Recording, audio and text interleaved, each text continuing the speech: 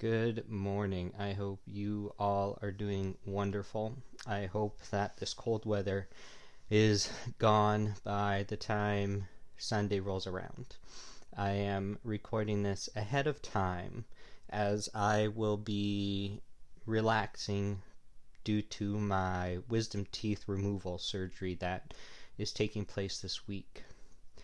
So I will be on the mend and recovering, but in the meantime, let us begin.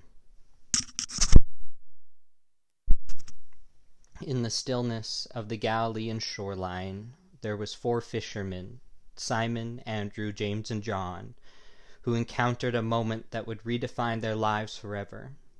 It was an ordinary day, with the sun casting its golden rays upon the tranquil waters, their nets laden with the day's catch. Yet amidst this routine they heard a call that resonated deep within their souls, a call from Jesus inviting them to follow him.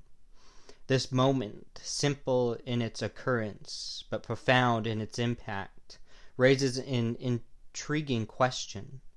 What compelled these men to leave everything behind? Was it a moment of irrational decision-making, or was it there something more, something deeply true and right about the one who called to them? As Dietrich Bonhoeffer insignificantly remarked, as some would say, this encounter gives witness to Jesus' unconditional, immediate, and inexpectable authority.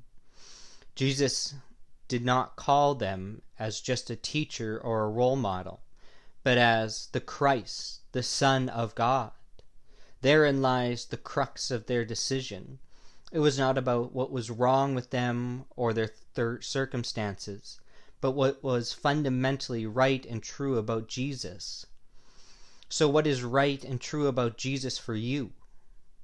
Reflecting on this question, we dive into the depths of our own faith journey and experience, exploring those moments when we too have heard a call that defied rational explanation, a call that demanded a leap of faith.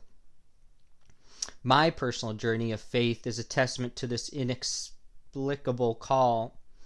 There was a time when I walked a path well trodden, guided by societal norms and expectations, yet in the quiet recesses of my heart I heard a whisper, a gentle yet persistent call that urged me to venture beyond the known.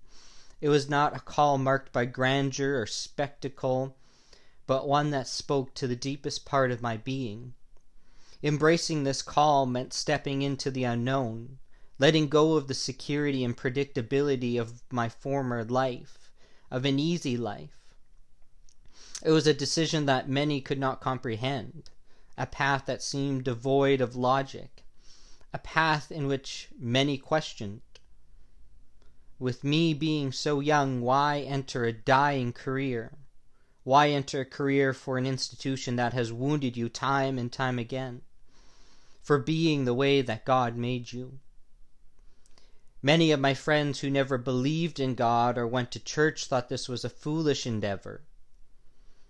Yet in this act of faith, I found a sense of purpose and fulfillment that far surpassed anything I had known before. In this experience of journeying with people like myself who have a love for God and community, I found my path and strengthened my faith along my journey. This journey has not been without its challenges. There have been moments of doubt, times when the road ahead seemed insurmountable. But it was in these times of uncertainty I have found strength in the unwavering truth of Jesus' call, the same truth that captivated the hearts of Simon, Andrew, James, and John. Our faith community is filled with such stories of call and transformation. Each member, from the pews to the pulpit, carries with them a unique narrative of how they heard and responded to a call that transcended logic. These stories, often untold, are powerful testimonies of faith in action. In sharing these stories, we open ourselves to a deeper understanding of what it means to follow a call. It's not merely about stepping into ministry or taking up a religious vocation. No, it's about embracing a way of life that is anchored in faith, guided by a truth that goes beyond our understanding. For everything we do in life is a vocation and is a calling, from being a teacher, a parent, a grandparent, an aunt, an uncle, adopting children. All of these things are a call and a vocation, a job, a calling for life. So as we reflect on our own call stories, let us be inspired by the example of the early disciples.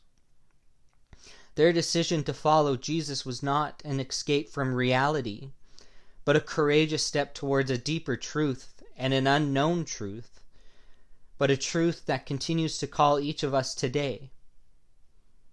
So in closing, I encourage you to ponder your own journey of faith. When have you heard a call that defied expectation or explanation? How has responding to this call shaped your life? Let us share these stories, for in them we find the strength to continue our journey of faith, guided by the enduring truth of Jesus' call. And now this isn't an easy thing to do when we think about sharing our testimonies, our stories. It's not really that common of a thing, I have found, within our denomination. Yet it is something we all do in our lives when we're drinking coffee with our friends in the community and we're sharing our life stories of what's happening in our lives. It's when we talk to a stranger, when we hear that bad news on the telephone. It's the murmur and the chatting that is the fellowship after church on a Sunday. All of that is sharing our story, sharing our journeys.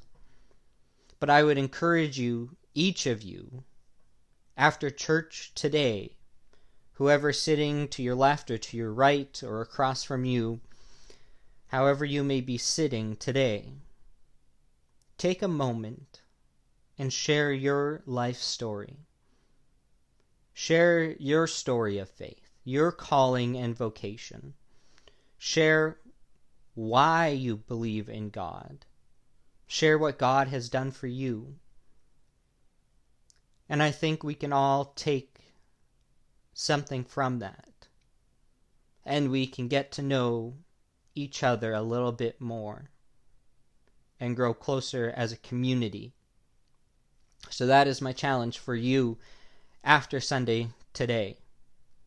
Is take time, talk to each other, and get to know one another's life journey. So take care. Wish I was there with you all. God bless.